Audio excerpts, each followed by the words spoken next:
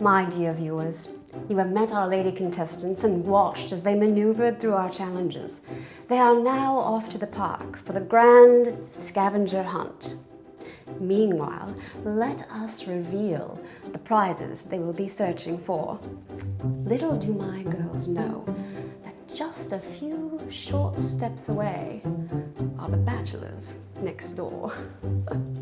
I'm your host, Jane Austen, and it is my honor to reveal the remaining bachelors on the Jane Games.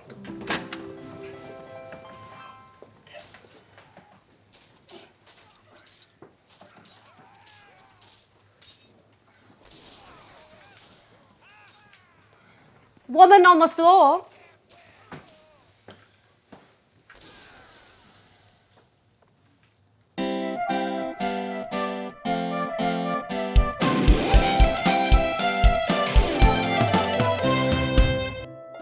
So here are our final four. We have Colonel Brandon, newly retired from the military with a distinguished career. He is now free to study classical music, his put-on-hold passion for years. So, tell me, Colonel, how does it feel to be pursuing what most people consider a young man's passion a decade or so after the normal herd pursues it? A mature man knows what he wants and can go after it with a focus that no young buck can achieve. And speaking of younger men, here we have Henry Tilney, freshman college science major, and the youngest in our group. Henry, do you feel at a disadvantage living with all these older men? Not really. I'm kind of used to being the youngest. I skipped 6th grade, so I was the lucky guy who got to go to middle school early. Not much socially worse than that. How true. And here we have After you. No, after you. Oh no, I insist. No, please. The right thing to do is. I'm afraid I have to disagree with you on that. Well, here we have two fine-mannered gentlemen. Here are Fitzwilliam Darcy and George Knightley. For those of you snacking at home, if you are enjoying the all-organic, wholesome goodness of everyday and nightly produce, this is the face behind the brand. So tell me, George, may I call you George? Of course. George, what was the idea behind the new health enterprise? Well, it all stems from doing what's right. The correct way to eat and the proper way to grow it. It's really just done well, as simple as that.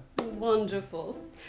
And of course, you will also recognize the name of Darcy from the legacy of the Pemberley Darcys and their popular political dynasty. It is said that your father had been grooming you for the Oval Office since you could identify an oval. So, tell me, am I talking to a future president of the United States?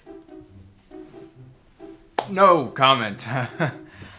I explicitly stated that I would not be addressing any questions about political aspirations on this show. I do apologize, but my producers told me specifically that you did wish to announce it here. No.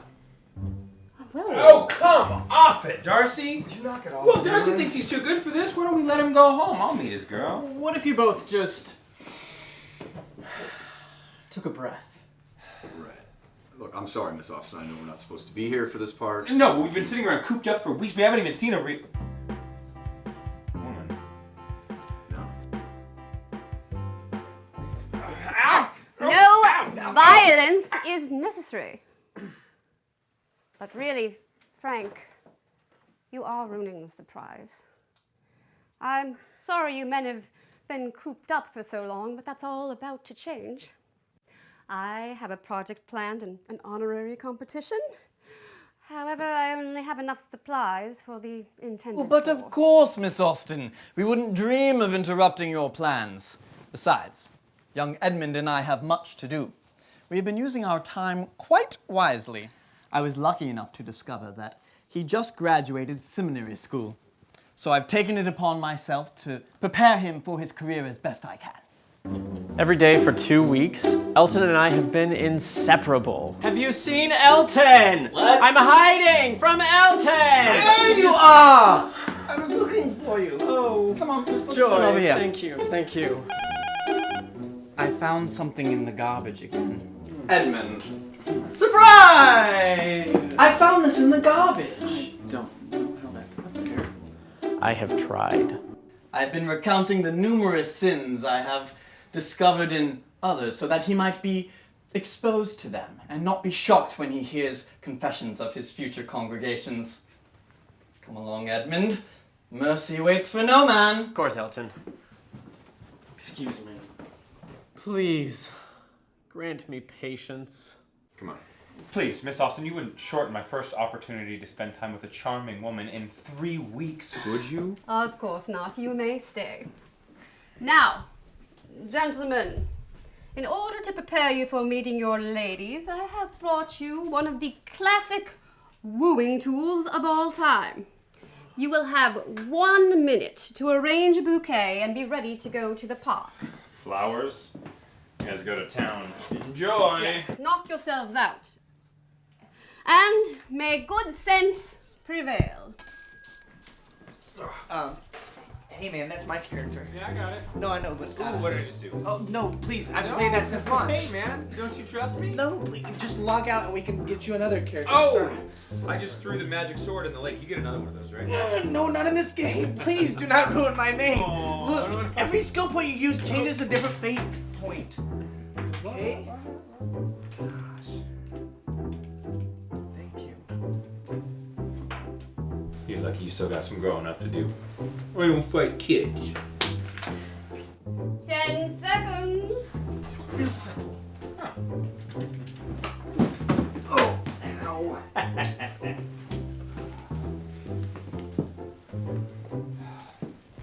And done. Thank you, gentlemen. It is time to meet our ladies. Miss Austen, would you mind giving the stand for me? Oh, Frederick, I'm sorry, but correspondence between contestants is strictly forbidden. However, that would look nice with my dress. Don't worry. You'll be seeing her again in the second round. All right, men! To the Jane games! Roses are red, violets are blue, and you're so uptight 'cause you can't screw.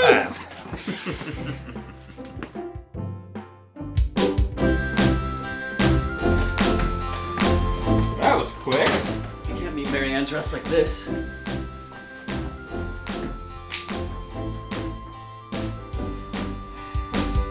Talk to her. Be firm. Be strong. Don't cry. A lot. Yeah. You're good enough, man. You're smart enough. You worked hard. You deserve where you're at. I guess the gay man love you, so why can't she? Why can't she? Let's do this! That was good, bro. That was good.